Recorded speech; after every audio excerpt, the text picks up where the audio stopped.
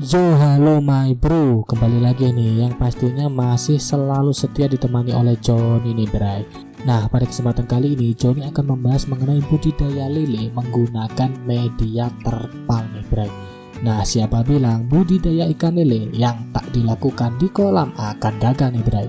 Tentu saja tidak, yang pastinya. Pasalnya kini sudah banyak pembudidayaan lele yang berhasil menghasilkan bibit terbaik hanya dengan menggunakan media terpal nih bray. Hanya saja untuk mendapatkan hasil maksimal, seseorang membudidayakan lele harus tahu cara-caranya nih bray. Mengingat budidaya lele ya terbilang gampang-gampang susah lah. Lantas kira-kira apa saja yang perlu diperhatikan nih bray?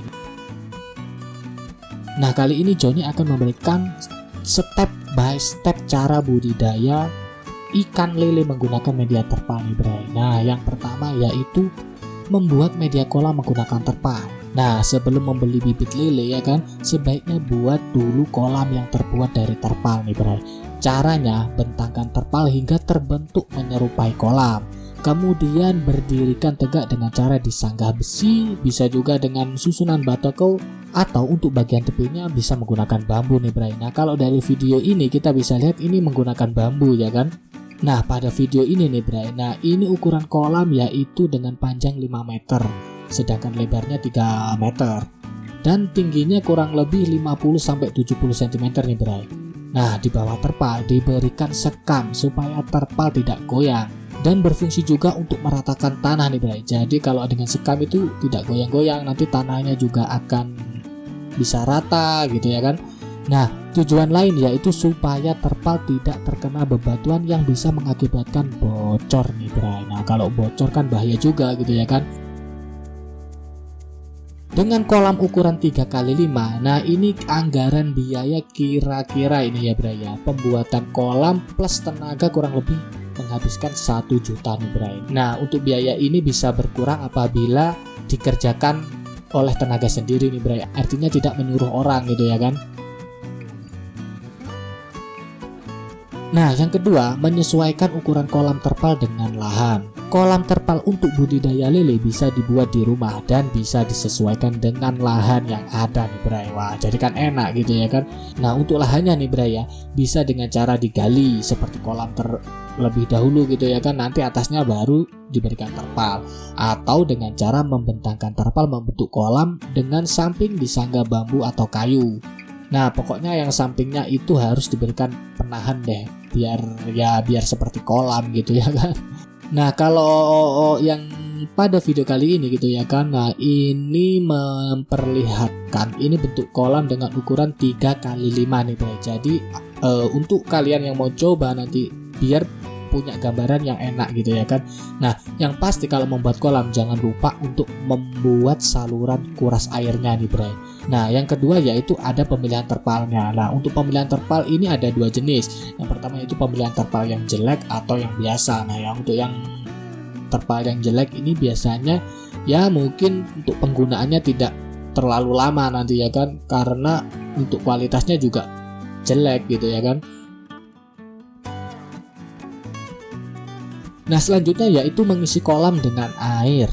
Nah, setelah kolam jadi nih bray, nah setelah kolamnya sudah jadi, nah ini diisi dengan air setinggi 20-30 cm lah. Lalu diamkan air di dalamnya sekitar 7-10 harian lah bray.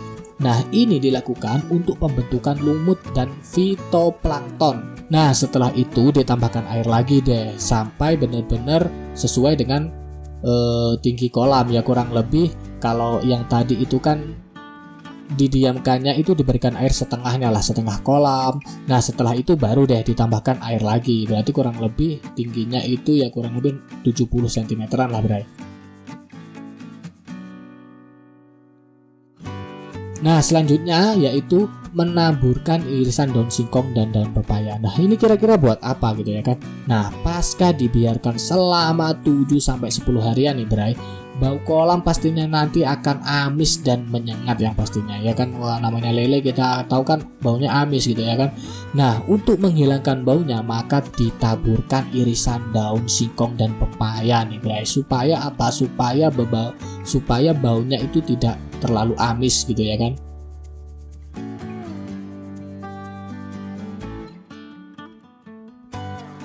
Nah, ini untuk pemilihan bibit lele yang unggul itu seperti apa gitu ya. Nah, tak cuma fokus di pembuatan kolam, keberhasilan budidaya lele ini juga tergantung kualitas bibit yang dipilih nih Bray. Untuk hasil maksimal, pilihan bibit juga harus berkualitas unggul. Pilih bibit lele unggul yang sehat dan lebih besar.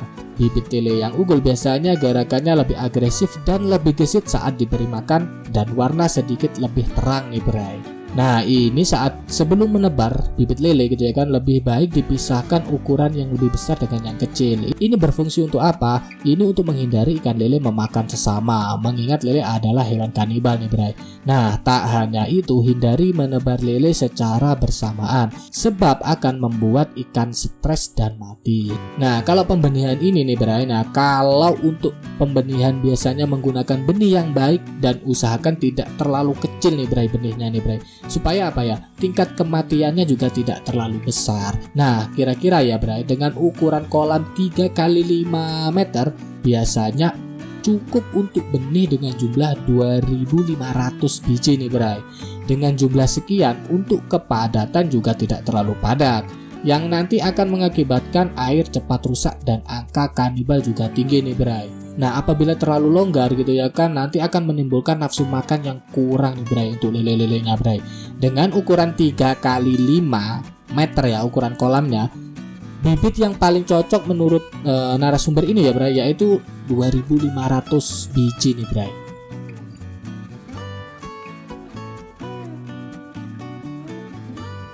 Melakukan pemeliharaan lele sesuai prosedur nih Bray. Setelah bibit lele disebar, bukan berarti selesai dengan didiamkan begitu saja ya kan. Pembudidaya lele terpal harus menyortir ikan lele yang sudah berumur kurang lebih 20 hari nih Bray. Nah, jadi harus ada apa ya istilahnya penyortiran gitu ya kan.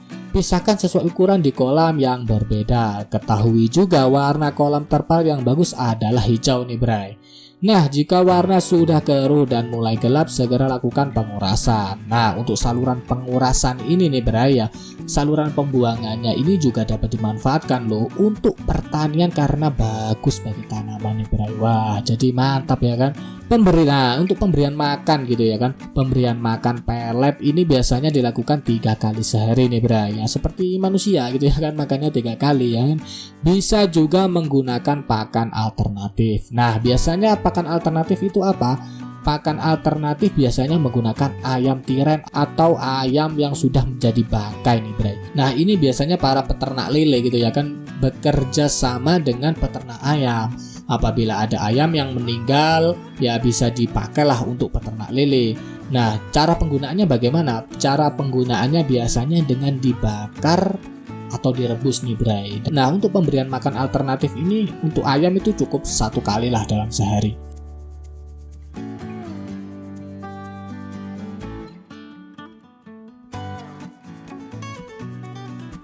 Nah, untuk selanjutnya yaitu panen nih Bray. Kapan ikan lele hasil budidaya sudah bisa dipanen? Nah, yakni yaitu ketika usia lele sudah berusia 90 hari dari masa tebar benih nih Bray. Untuk mengambil hasil panen, nah usahakan harus memakai sarung tangan ya kan, atau lebih amannya pakai jaring maupun serokan besar nih Bray. Nah, kurang lebih budidaya lele menggunakan media terpal seperti itu nih Bray. Peternakan lele media terpal ini mungkin sangat cocok deh Bray, karena kalau dengan terpal itu kan biayanya juga tidak terlalu mahal seperti pembuatan kolamnya gitu ya kan. Nah, kira-kira siapa nih yang tertarik budidaya ikan lele menggunakan media terpal ini nih Bray? Mungkin kurang lebihnya Joni mohon maaf gitu ya kan. Sampai bertemu lagi dengan Joni di video selanjutnya. Bye bye.